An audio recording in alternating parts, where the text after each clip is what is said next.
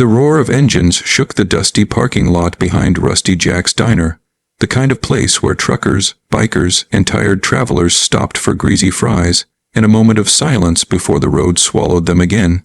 The noon sun hit the chrome of 20 motorcycles parked in a ragged crescent, each one polished like armor, each one belonging to a man or woman who had lived a life most people only read about. Inside the diner, the customers instinctively shifted out of the way when the riders entered.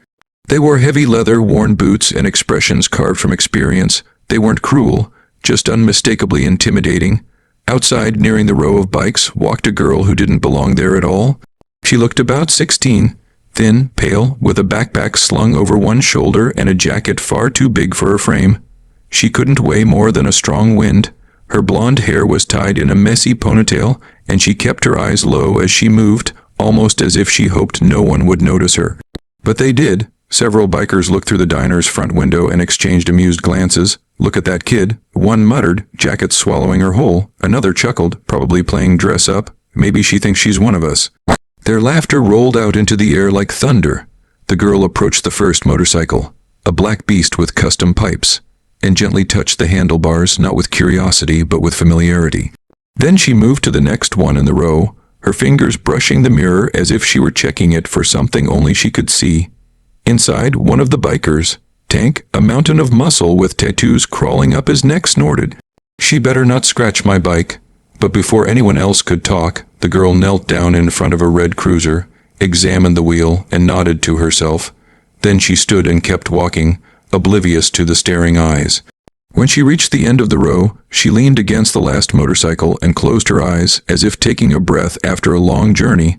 That's when they walked out to confront her. "Hey, kid," Tank said, his boots crunching on gravel. "This ain't a playground." The girl opened her eyes but didn't move. A few more bikers gathered around, forming a loose circle, not threatening yet, but definitely watching, judging, amused. "What are you doing touching people's bikes?" another asked. The girl swallowed, her voice barely more than a whisper. "Just looking.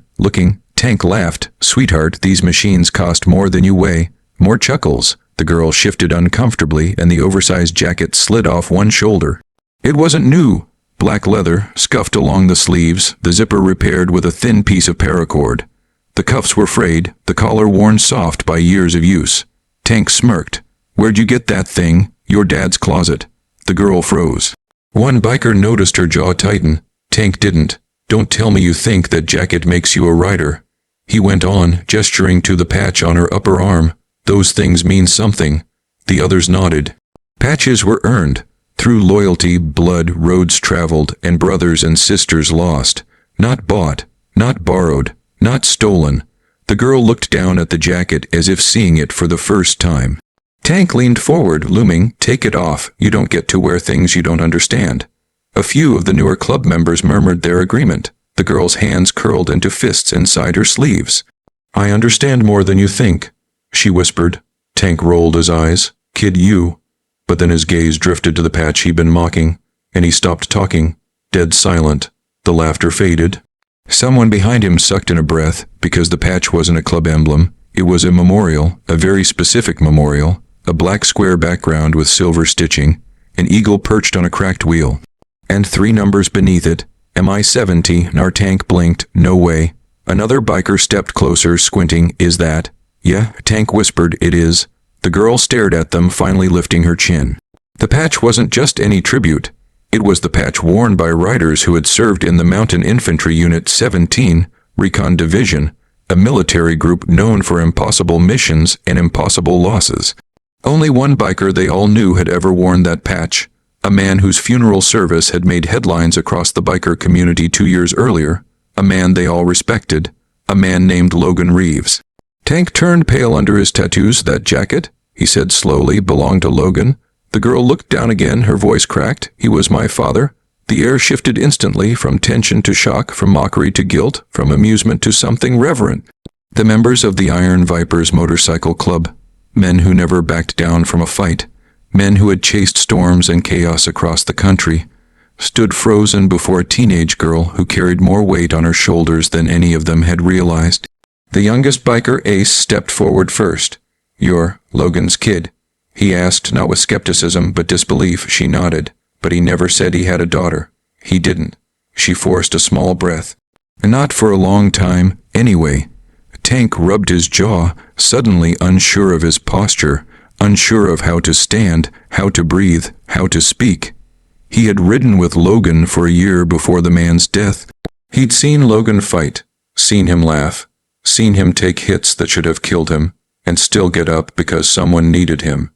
Seeing his jacket on a girl barely old enough to drive made Tank feel like the world had shifted beneath his boots. "What are you doing here?" he finally asked, his voice much softer. The girl looked at the diner door. "I was trying to find his old crew," she said. "Someone told me this was one of the places he used to stop. I didn't know if anyone from his club still came here." Tank hesitated. "Kid, Logan wasn't an Iron Viper, I know." She touched the patch gently. "But he rode with some of you, I just thought. Maybe someone could tell me something about him, something real, not from the newspapers, not from the ceremony, something from the road." Her eyes shimmered with something raw. "I never knew him," she admitted. "He and my mom split before I was born. She didn't tell me about him until after it was too late." Ace swore under his breath. Tank closed his eyes. The rest of the club exchanged glances. Heavy ones, dark ones, full of memories they hadn't expected to face today. Tank crouched in front of her, so he wasn't towering over her anymore. "What's your name?" he asked quietly. "Emma." He nodded. "Emma. If this is really Logan's jacket, then you're family to us, you understand?" She looked confused. Tank repeated firmly, "Family." The other bikers nodded, some placing a fist over their chest, others murmuring Logan's name under their breath. No one mocked her jacket now. No one mocked anything, because the jacket didn't swallow her. It protected her, like it had protected Logan, like it was meant to protect someone else now. They led her back into the diner, not surrounding her like guards, not dragging her, but walking with her, creating a quiet bubble of respect.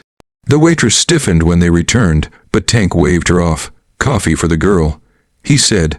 "Something warm on us." Emma sat nervously at the end of the table while the bikers settled around her.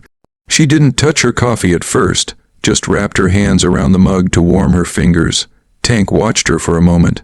"Your father saved my life," he said finally. Emma looked up sharply. Tank continued, voice steady. "We were in Tennessee, heading down Route 19 when a truck ran a red light. I froze. Logan didn't. He hit me full force, knocked me off my bike before the truck clipped it. Broke 3 ribs doing it. Could have died himself." He let out a slow breath. "That's the kind of man he was." Emma's fingers tightened around her mug. Another biker, Grizzly, spoke next. "Logan taught me how to fix a busted carburetor with nothing but duct tape and a piece of wire." He chuckled. "I never saw anyone rig a bike like him." Ace leaned in. "He could spot a nail in a tire from 50 feet away. Saved my wheels more than once." More stories followed. Some wild, some funny, some painful. Stories of Logan playing pool badly, singing terribly, riding fearlessly. Stories of the man who wore that jacket before her. Stories of the man she never got to know. Emma listened to every word, absorbing each detail like it was a piece of a puzzle she had been building for years without knowing the picture. At one point, she wiped her eyes with her sleeve. Tank noticed but didn't comment. When the stories slowed, Emma finally spoke. "He wrote me a letter," she whispered. "Mom found it after the funeral. He said he wanted to meet me, someday, that he hoped I'd understand why he wasn't there before, that he wanted to give me his jacket when I turned 18. The bikers stared. Emma looked down at the leather. "I'm 16, she said. "I took it anyway." Tank reached across the table and touched the sleeve gently. "He'd want you to have it now." Emma's breath trembled. "I just wanted to know him." "You are knowing him," Tank said. "Every mile he rode is stitched into that coat, and now you carry those miles too." The others nodded. For a while they simply sat with her, letting her grieve, letting her breathe, letting her be the daughter of someone they respected. When they finally stepped outside, the afternoon sun was lower, softer. Tank paused in front of Emma. "There's something we want to give you," he said. She blinked. "What?" Grizzly handed her a small metal pin, a silver eagle shaped like the one on her father's patch. "This is the Iron Viper's honorary emblem," he said. "We don't give it lightly." Emma hesitated. "But I'm not a rider." Tank smiled, the first genuine smile she'd seen from him. "You will be." She looked stunned. Ace pointed to a smaller bike parked near the end of the row, a lightweight cruiser with a deep blue finish. "You know how to ride?" he asked. Emma shook her head. "Good," he said. "Then you won't have bad habits to unlearn." She laughed weakly. Tank crossed his arms. We'll teach you, if you want.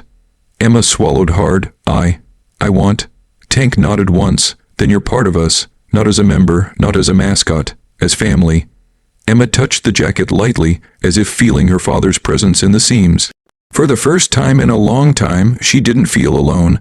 The roar of engines filled the air again, but this time Emma didn't flinch. Tank mounted his bike and signaled for the others. Emma, he called, you ride with me today.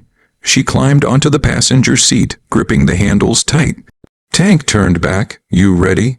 Emma looked at the open road ahead, the same road her father had once known so well. She nodded. The engines thundered to life. And as the Iron Vipers rode out of the parking lot, a teenage girl wearing a jacket far too big for her became part of something bigger than herself, not because of her clothes, not because of pity, but because she carried the memory of a man they all loved. And because the patch on her sleeve wasn't just a symbol, it was a legacy, one that shut every biker up not with fear but with respect. And as they rode together into the fading light, Emma felt something she had never felt before. She belonged. And the road, humming beneath her, whispered a truth her father must have known all along. Once you ride with family, you never ride alone.